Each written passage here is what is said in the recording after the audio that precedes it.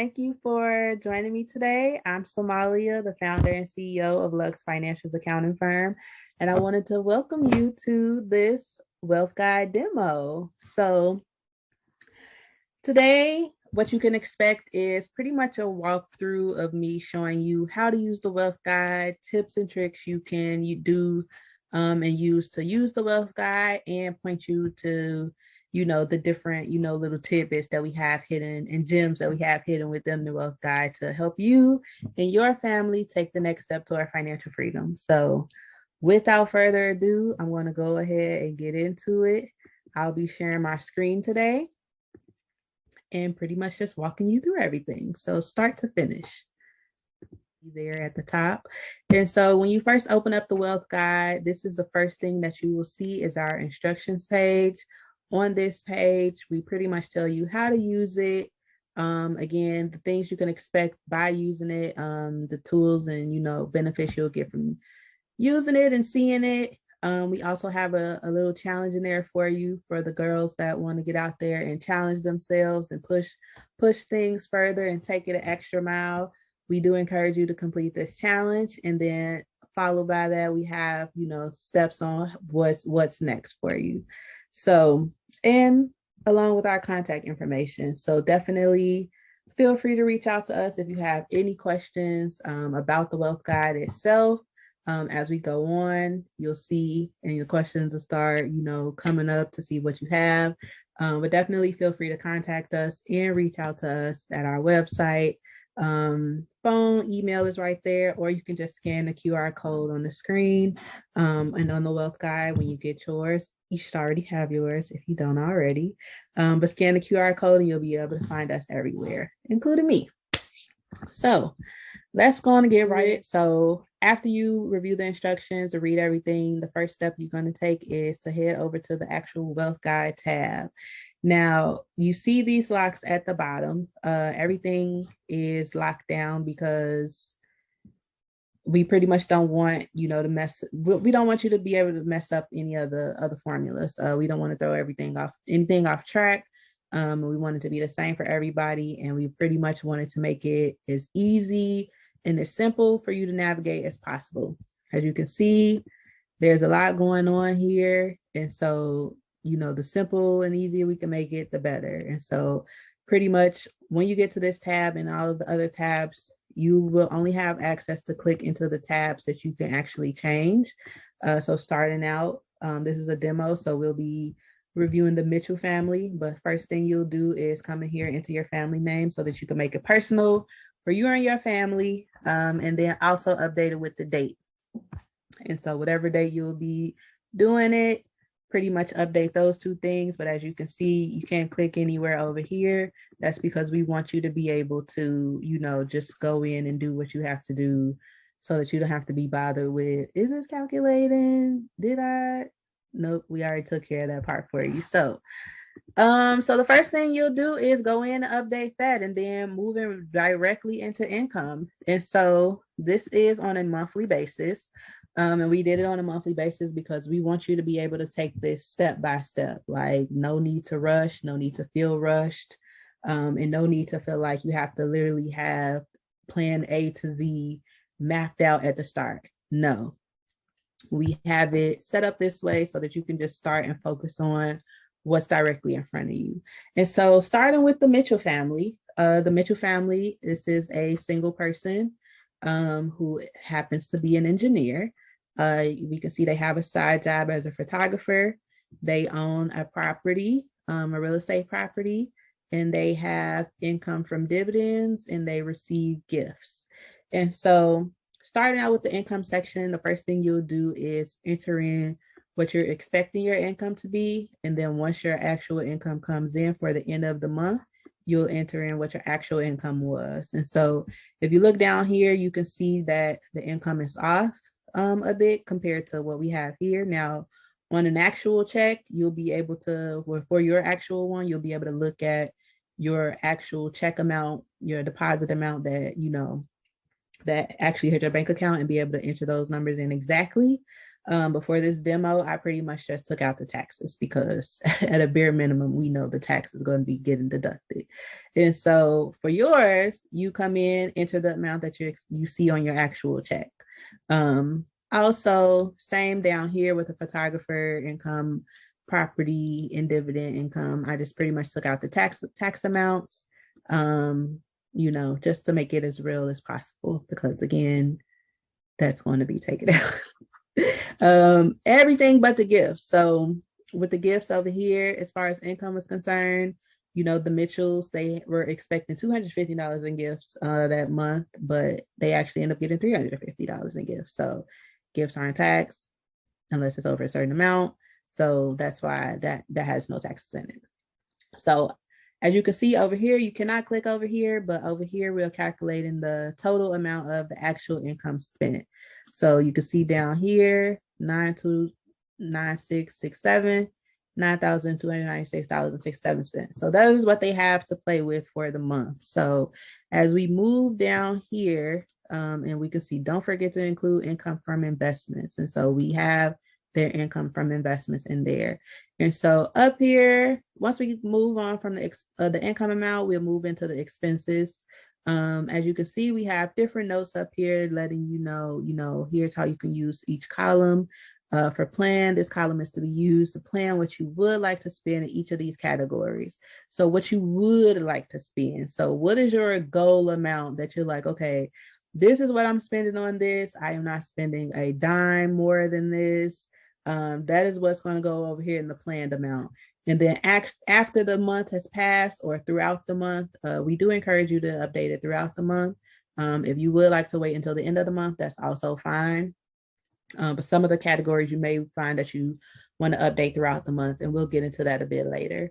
But once you find out, okay, here's what I actually spent on those things, that's when you'll complete this column.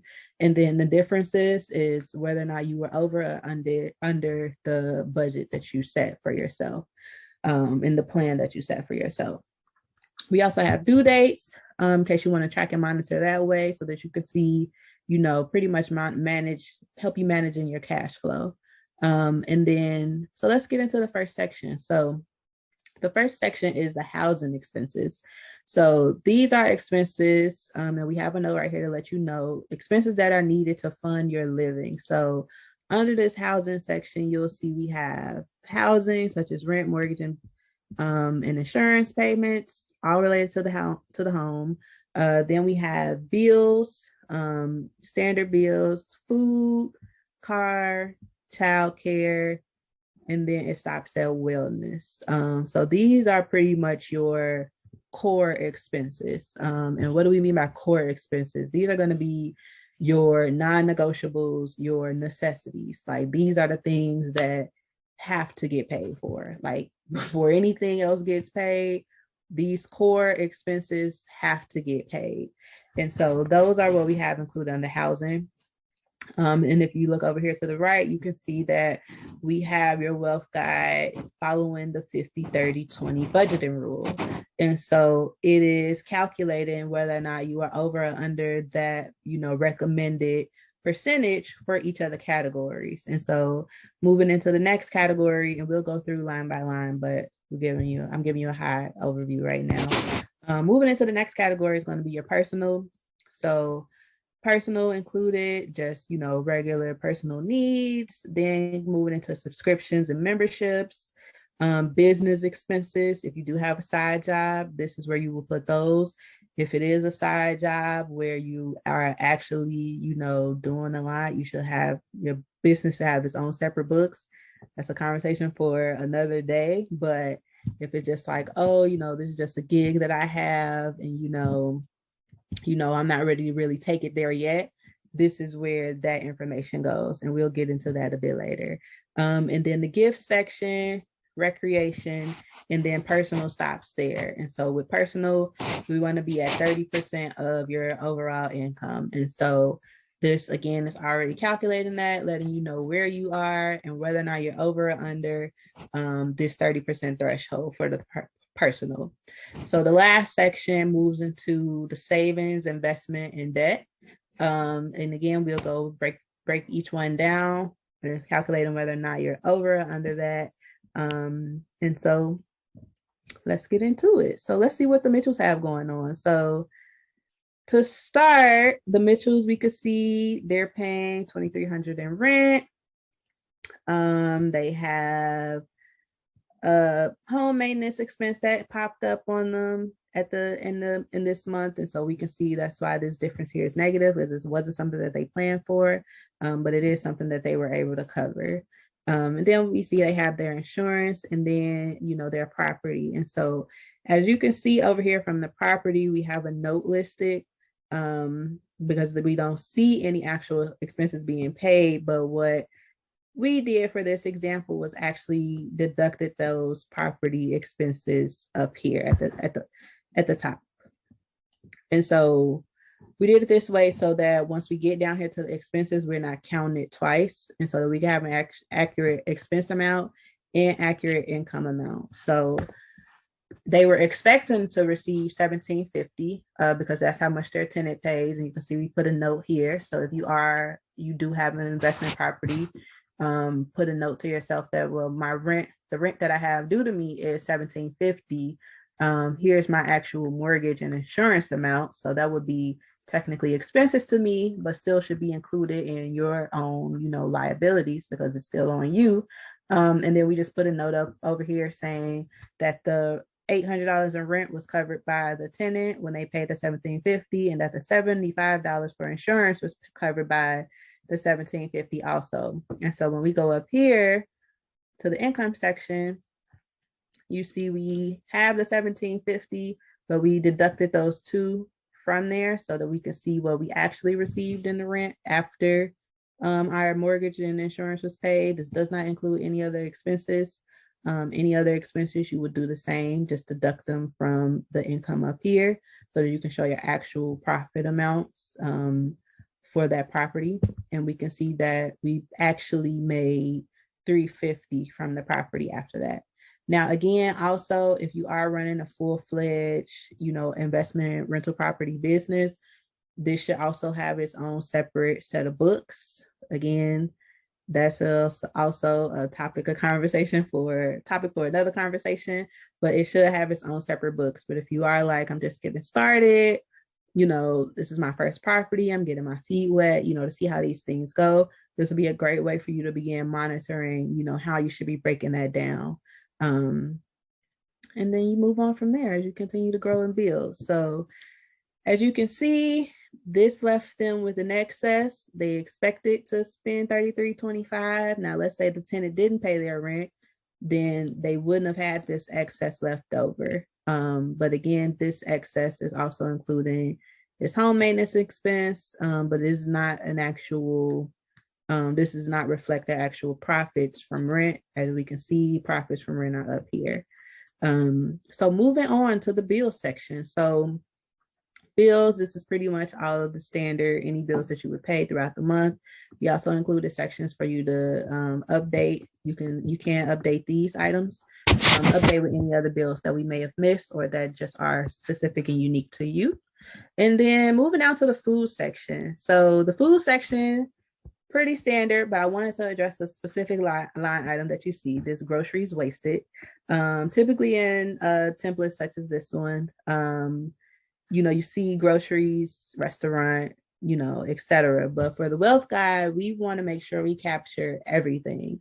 And so we have the grocery section. And then we also have, how much do you plan to spend for restaurant and fast food and, going out on the town, brunching and things of that nature. But we also have this groceries wasted line item right here. And so this one I decided to include because this is something that we typically forget about. Like, we spend the money on food, we spend the money on restaurant, but we forget about those groceries that we said we were going to cook, but never cooked. And then it sits in the refrigerator and spoils, and then we have to throw out.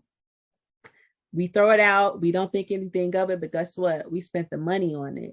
And so because we spent the money on it, we need to make sure that we're calculating that wasted money.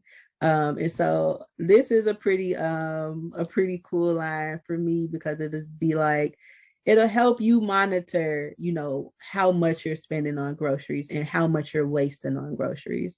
Because they love to say that, well, buying groceries is more expensive than eating out. Buying groceries is more expensive than eating out when you're wasting food. That's when it's more expensive than eating out. It's not really more expensive than eating out, but it becomes more expensive than eating out when you're buying food and then not cooking it and it's going to waste. And so now that you have the Wealth Guide, or when you download the Wealth Guide, if you haven't already downloaded it, you'll be able to know how much you're spending, and you'll be able to know whether or not groceries are truly more than spending money on restaurant food.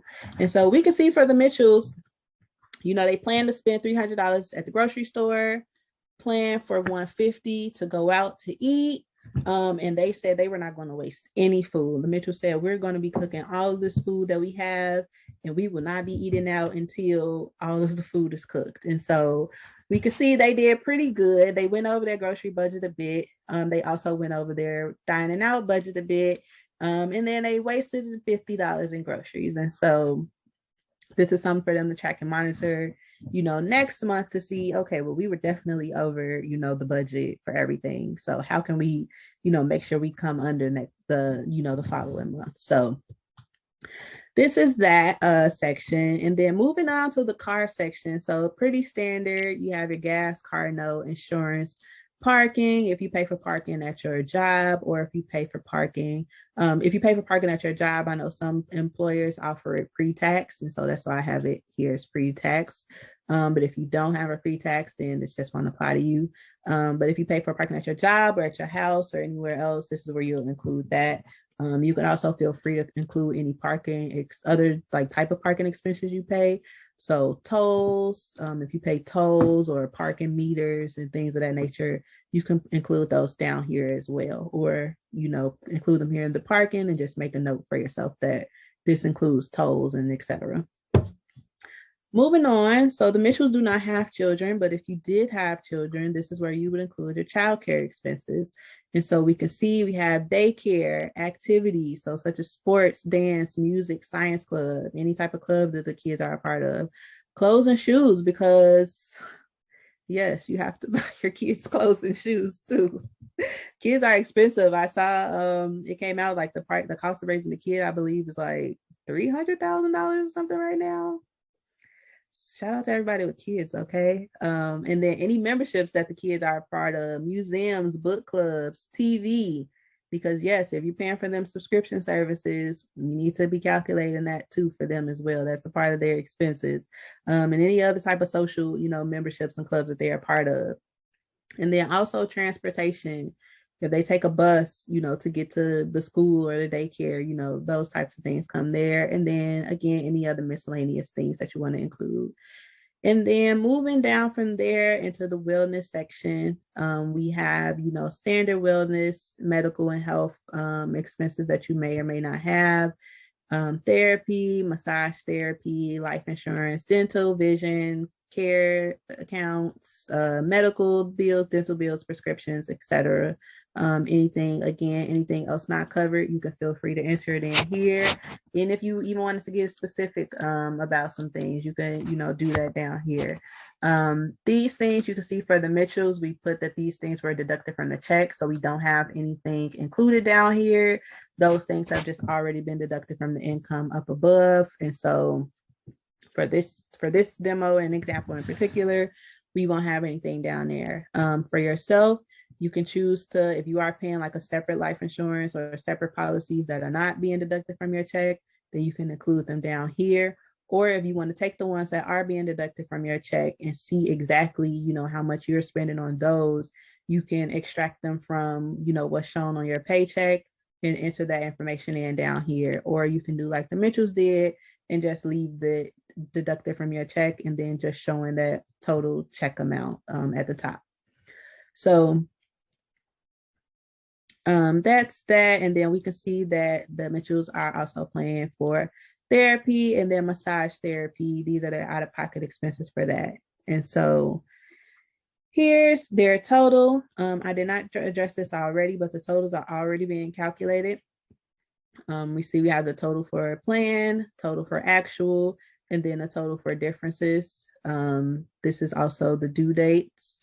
We just put that there, and then the notes section. So,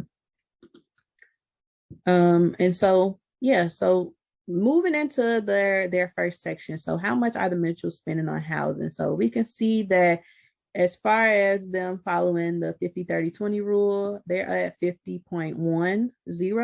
So they're technically over, but they're still in line with, this 50% rule. So, for them, if that's something that they're like, okay, this was a goal for us, then we hit our mark. If they want to get under that 0.1, if their accountant is on their heels, like, yeah, I'm still need y'all to get under that 0.1, then this is something that they'll come in and look into and say, okay, well, where can we cut back so we can get under this 0.1 and make it 50 even or below 50. But for now, the Mitchells are good at 50.1%. So moving on to the personal section. So personal is pretty much going to be anything that you need to make you comfortable in life. Think of this section as that section. What are your needs? And so the housing was pretty much, these are the standard basic necessities. Like, this is that. This personal section is, what do I need to personally get myself through life? Like, yes, I need a roof over my head and food in my stomach, but I also need the things. Okay, so what are your necessities? And so this is what this section is for. And so you can see first up, cosmetics and hair, because that's just everybody just want to pay for that, like everybody. And so you see we have haircuts, hairstylings, makeup, nails, waxes, shaves, whatever the case may be as far as grooming is concerned. That's what this section is for. The next one will be household needs. So dish soap, paper towels, tissue, those Walmart and Target trips. Yes, those Target trips where you go in and just shop off of the vibes. This is the things that are going to go in that section, okay? If you want to come down here and make a personal, separate line for the Target vibes expense, then you could do that. But if not, it's just going to be all the household needs. That's what's going to go in this section. And then after that is fun money, because we have to have fun. And so the next section is, how much am I setting aside for fun? Like, yes, fun needs to be on there. Fun could be whatever fun means to you. We get a bit more specific down below, and we'll get into that later. But as far as starting out, what is the fun stuff? Whatever you define as fun, that's what's going to go here. So for the Mitchells, set aside $250 for the hair, whatever, off the rip. Household needs $200, fun money $200. And we could see they came under for two of them and was over for the hair, which you could expect that you could expect that too. So next section is going to be the subscriptions and memberships. Now, let me tell you something. The Mitchells are not holding back when it comes to their memberships. Okay, they have everything. So yes, if you have everything, yes, it is going to be imperative and very important that you look into how much you are spending on those subscription and memberships. So we can see they have everything, including gym memberships, no organization dues, and then also down here we have clothes and shoes. Now, clothes and shoes are not a part of the memberships, but they could be, especially if you have something like a Savage Fenty. That would be something, that you put under here. If not, still clothes and shoes, just standard if you went to the store and bought them. So as we can see, without clothes and shoes, how much did the Mitchells spend? $130 on subscriptions and memberships. And so if this is something that you're looking to monitor for yourself and like, oh man, I need to really cut back, like, this might be the first section that you go to. And so having this breakdown of, okay, well, which ones am I actually paying for? And I included all of these because, these are typically the standard ones that, are available that most people have. If you have something different, again, you could go in here and update it down there to fit, your specific wealth guide needs. And then they have their clothes and shoes budget. So moving on from there, we have business expenses. This section is only for you if it is applicable. As we know, the Mitchells have a side job where they are photographers. So these are their photographer expenses. Now, if this does apply to you, we have it here as business expense, but you can update all of these, like I said, to fit your specific needs. Please update it to fit your specific needs if you will be using this business expense section, so that you can see and monitor for yourself what you're actually spending as far as these business expenses are concerned. So is it a camera? Is it a camera stand? Is it a camera bag? Whatever it is, make sure you're also, listing that on there so that you can see for yourself as you start this business, how much it's costing you. And so as we can see, it cost them $274 in expenses. And up here, we can see that they made, photographer. They made $500, but then we took out tax because yes, take out the tax. They took out the tax, but then that $350 is not deducting, what's over here. And so if they were looking to see how much did I make from my business, they would take this $350 and deduct these business expenses down here. We already did tax, so that part is covered. And deduct it from that $274 down there, and that'll show them their actual business expenses for the month. Again, this is for if you literally have a side gig and are just starting out and are just like, let me see if there's something that I like. This is something I just do for fun. This is something I just do on the side. This is for this purpose. If you have a full-fledged business with an LLC and things of that nature, you have to be keeping track of your business, in a different way. Again, topic for a different conversation, but starting out, this is fine. You're just trying to figure out the side gig. This is fine to start until you move into, again, taking it a step further. So that'll be that. And then moving down here to the gift section. So gifts are gifts that you plan to give to someone else. You recall from up here, we have gifts that you receive included in your income. And this section down here is for gifts that you give to other people. So charitable gifts, gifts to any charities and donations, giving, acts of kindness, things of that nature. Pretty much these gifts will be like to actual organizations.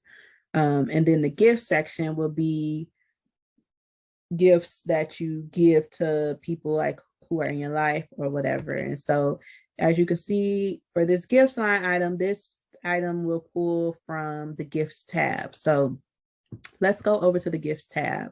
But first we can see $100 in charitable donations that they have like standard being taken out of their check. And so then let's go over here to the gifts tab. So on the gifts tab, we created a gift guide tracker for you. So with the holidays coming up and it being holiday season, this will be the perfect way for you to track your spending during the holidays, because we want you to be able to give those gifts, and we want you to be able to monitor who you're giving a gift to and how much you're spending on each gift. Create a plan. Create a plan.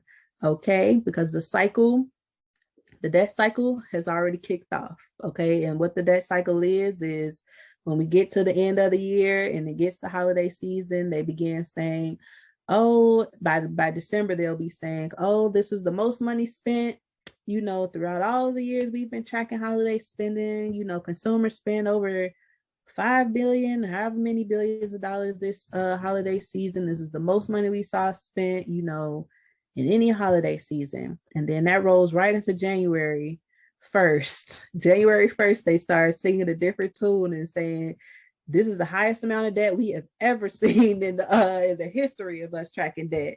Consumers spend so much money during the holiday season, and debt is sky high right about now and at the start of the year. Consumer debt is as high as it's ever been, and we don't know this, that, and the third, and that's exactly what's going to happen. You can expect it. It is literally, it happens like clockwork. And please just do not become, victim to the debt cycle of the holiday shopping debt cycle. That does not have to be you. And we create this gift guide so that it doesn't have to be this gift guide tracker so that it doesn't have to be you. And so with the gift guide, you see we have different holidays. We have birthdays, anniversaries, weddings, baby showers, acts of kindness, and then other. As far as holiday shopping, you can include that under other, or any other holidays that you could think of, or events or moments you would purchase gifts for that don't fall under any other categories. So for the Mitchells, you can see, if we zoom in, who they have gifts planned for this month. So this month is mom's birthday. The date they need this gift by is October 21st. They plan to spend 125, but we can see they actually spent 155. So they were, a bit over on their budget for mom, but it's mom. So you better be up. No, but they were over for mom, but it's all good, because why? They planned, they had it in their budget. And so the key thing, even if you are over budget, the key is being able to have that plan so that you can know that, okay, it's okay for me to be over budget because I know that, I have, X amount left over. And we'll go over that when we get back over to the wealth guide tab. And so moving down, they don't have anything else coming up this month, but they did do have acts of kindness that they budget for every month. Sorry, this is a stranger, but they budget, $50 a month to be able to give out to, people that they meet on the street or wherever they meet them. They budget to spend $50 a month. So far they've spent $25. So they still have $25 left from their budget. If you come down here, they plan to spend 175, and so far they've spent 180 on their gift giving. And so if we come back over here to the wealth guide, we'll see that 175 and that 180 from the gift tab reflected. Sorry, I don't know why that popped up. Reflected over here, and we see they're just $5 over. And so moving down to recreation. So recreation is just pretty much,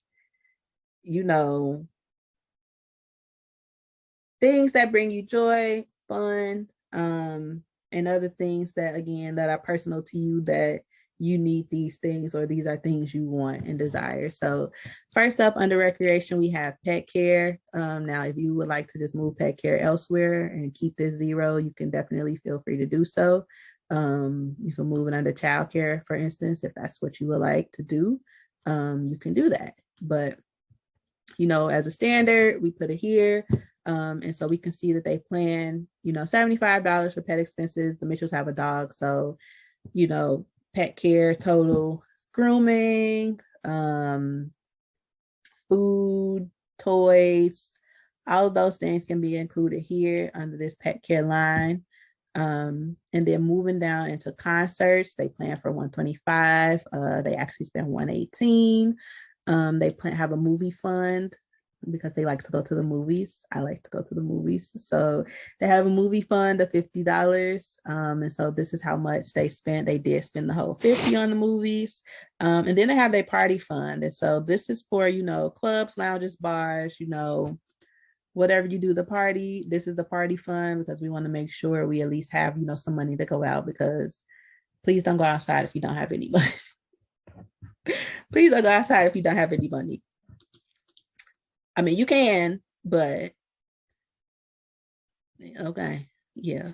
So this is the party fund though. And so they spent $75 on that. And then they have their date funds because the Mitchells go on the dates. And so they plan $200 for dates. They spent $65 so far. And so as you can see, they're a bit over on all of their recreational activities.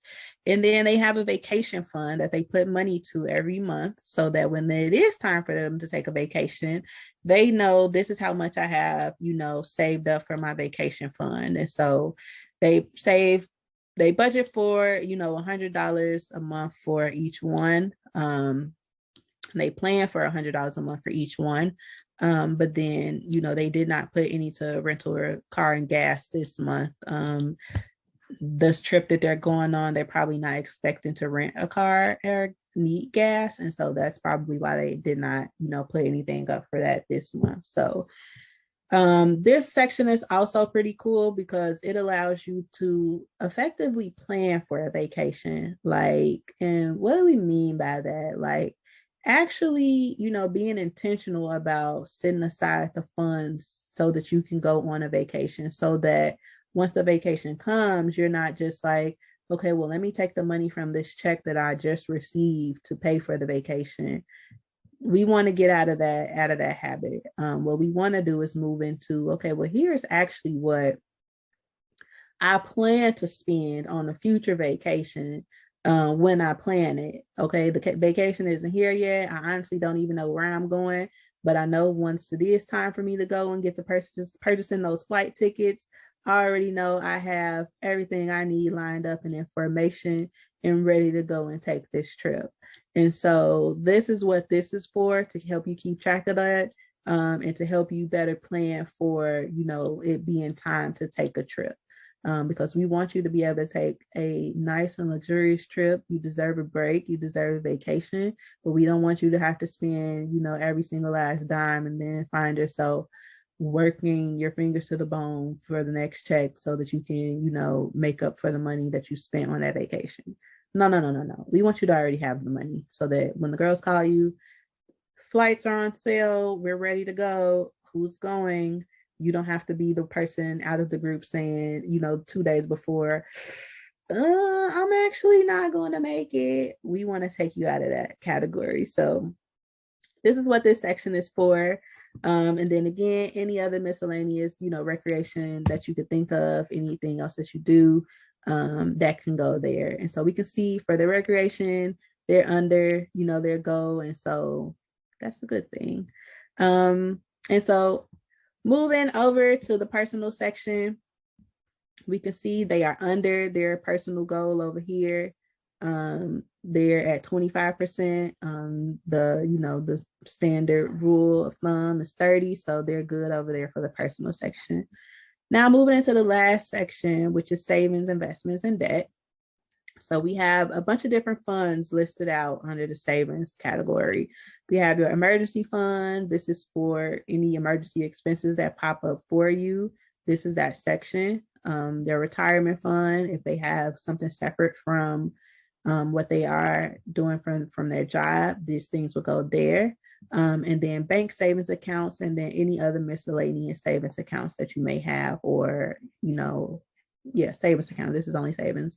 And so we can see they plan for 100 and they put all 400 into their savings. And so they did do that. We have it over here where you can update for the bank name, because you can't update it over there, but you can update in the notes section, like who you actually pay, the actual bank, any other type of notes, any due dates that you may have. In the investment section, same thing, includes investments at the top, included returns on investments at the top as an income source. So we saw at the top, the Mitchells had dividend income. And so that's what that note means right there, any returns that you received on the investments. And so when we say returns, we're thinking like immediate returns. So these dividends were paid out to them in that month. If the dividends were not paid out to you, or if you did not receive the return during that month, then you wouldn't include it up here. Only include it up here if it was actual income that came into your bank account. So going back down here to their investments, we can see this is their investment fund that they have. You can list the actual investment. You can update these sections. And then again, include any notes such as the name of the investment or the company, whatever the case may be, you can update that here. But we see they put $500 to the side for their investment funds for the month. So they're good on that. And then moving directly into the debt section. So any outstanding debt obligations that you have will go here. Pretty much keeping it standard. We're not going to include mortgage loan debt down here. We have the mortgage payment included in the housing and the rent at the top. And then again, as far as your investment property goes, you really should have a separate set of books for that.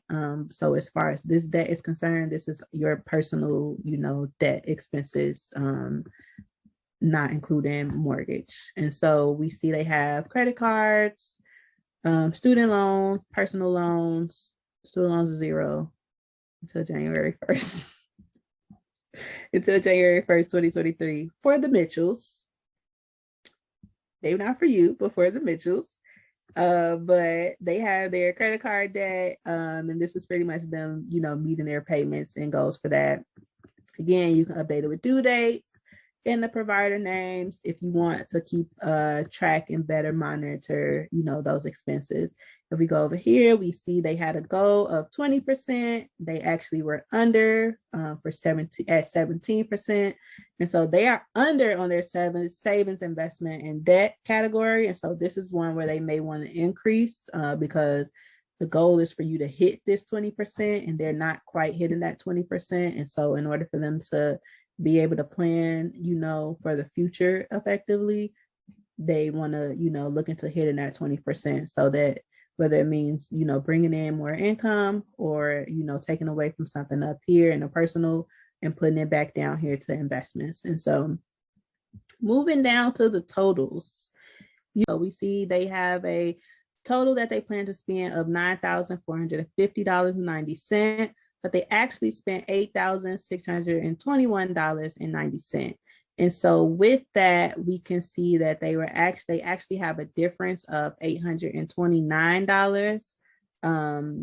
And so this is how they were actually over. And so I didn't mention this at the top, but everything that you see, we made sure we included it so that if you are coming in underneath what you plan to spend, it'll highlight green meaning excess. And then if you were over what you plan to spend, it'll highlight red meaning, you were over your amount. Same with over here, green meaning you're over. Green meaning you're under, red meaning you're over. And so we can go back down here and see that they actually were under what they planned to spend by $829. So yay to the Mitchells for being under their budget and not going over. Also with that, we can see they had extra money of $674 at the end of the month. And so this is being calculated by, and I'm doing the count, you can type in down here. We can see, take that 92, 96, 67. And then if we subtract that by this 86, 21, 90, that's how we're getting the 674.77. So your actual income amount minus the actual amount of expenses that you actually spent, that's giving you the extra money. So this is how much money they have left over at the end of the month for them to do whatever they please with it. Spend it, save it, invest it. It is your choice. And so the good thing is that they're coming in under budget. They know that they're coming in under budget, and they know that they can expect an excess of $674 at the end of this month, again, to do with whatever they please with. We also are calculating the percentage of excess income. So 7% is how much they have in excess, and 92% is actually what they've spent during the month. So I forgot to actually mention it up here. Also, we are also calculating your rent to income ratio. And so what this number is telling you is how much of your income is actually being spent on your rent or mortgage. And so we can see 24, if you round it up, 25% of their income is actually going to their rent and mortgage expense. That's just solely this line item right here is $2,300. So I left off at the expense breakdown. And so we have an expense breakdown over here that's giving you a highlight of how much you're spending on all of your expenses, the total for the plan, the total for the actual, total for estimated income, actual income, and then also a breakdown of each of these. And so I'll move into where those things are being used now. So this section is actually being pulled over here in your wealth guide overview. And so this is a highlights tab essentially, so that you can get a high level view of what's actually going on with your wealth for the month. And so as you can see, everything on this page is locked. So because we did not want you to feel like you messed up anything or have to be able to or have access to change or alter any of the tables that we have listed for you. Everything is being done for you. So all you have to do is go in and enter in the information that you have to enter in here as we went over line by line. And then all of that gets pulled into over here on this tab and everything is being done for you. And so pretty much we included tables, charts, and graphs so that you can actually get a visual of what's taking place. And so seeing the numbers listed out, that's one thing, but actually getting that visual of, okay, this is what is actually happening, that changes things a bit because it allows you to get a picture of what's taking place and a full and broader picture of what's taking place. And so as you can see, we have income and expense amounts. These are those differences there. We have the totals all pulled out over here. And so as a high level, here's where you're coming in as a difference for your income and expenses. So remember, we came in good underneath. And then you see we have the monthly income summary. And so you can see that most of the income is coming from your main source of income, 86%. Then the second highest source would be coming from your side job, investment source number 3, investment source, then gifts, and then investment source number 4. And so we can see if we go back over to the wealth tab, the side job, obviously photography, investment source number 3 is your property, real estate property, and then the gifts, just the gifts, and then investment source number 4 would be that dividend income. And so if we go back over here, we can continue to scroll down. We can see this next section, we see how much you actually spent on all of those, monthly expenses. And so as we can see, housing was the greatest expense. That's to be expected. Next up was the car that you're paying for. And then after that was food. And then before food, it was the debt, your debt payoff, and then food, and then personal expenses, followed by subscriptions and memberships. And so this visual pretty much allows you to see, pretty much allows you to compare how much is being spent in each category. Again, if you are looking to save or cut back, this visual will give you a representation of, where can I pull from? Like what is looking off to me based on this visual picture? What looks like it could change, it could do for a change. That's where you'll come and look at this to see and be able to get that breakdown versus looking at it over here where, yeah, the numbers are there, but you can't really see that comparison over here like you can with this table. So moving down into here, it's still an expense breakdown, but now via percentages so that you can see what percent of your income is pretty much what percent of your income is going to which expenses. So again, 32% is going to total housing. This is total including that property, insurance, maintenance, all of that. The next up would be, car again, same as above, same as this one. Car, then food, 7%, 9% going in the car, 7% to personal, 8% to debt, 6% to investments and subscriptions, and then so on and so forth. And so again, if you are looking to save or cut back or looking to do something different, here's where you'll go to be able to get a visual of, what do I want this to look like? Because do I really want to be spending 4% on recreation and only 4% on vacation funds? This is where you'll go to, find those answers and be able to get that visual representation as you build out your plan and determine what's going to be best for you and your family. And so moving into that, it'll be our last section is, are you spending your check wisely?